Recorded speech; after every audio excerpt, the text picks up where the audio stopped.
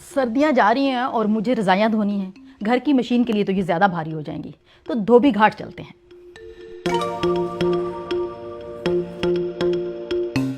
धोबी घाट तो नहीं, यहाँ पर धोबी लॉन्ड्री है।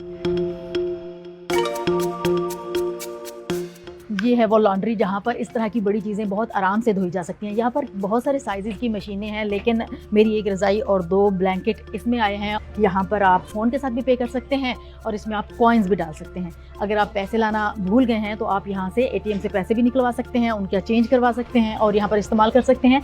और यहाँ पर आप डिटर्जेंट डालेंगे, तो मैं तो घर से लेके आई हूँ, लेकिन अगर आप भूल जाएं तो वो भी आप यहाँ से ख़रीद सकते हैं। वैसे तो अमेरिका में आमतौर पर घरों में वॉशिंग मशीन और ड्रायर होता ही है, लेकिन बहुत सी कम्युनिटीज़ और अपार्टमेंट बिल्डिंग्स ऐसी भी हैं जहाँ पर ये सहूलत मौजूद नहीं है। तो ऐसे में वो लोग इसी जगह पर आकर अपने घर की सारी लॉन्ड्री करते हैं।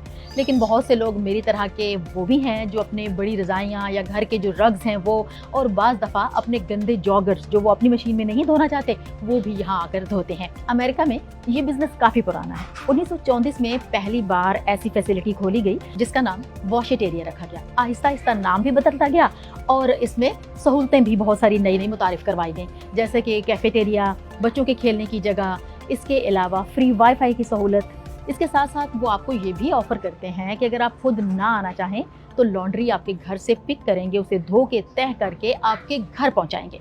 अमेरिका भर में इस तरह की 30,000 से ज़्यादा फैसिलिटीज़ हैं जो कि सालाना $5 बिलियन का बिजनेस करती हैं। मेरी रज़ाई और दोनों कंबल धुल गए हैं।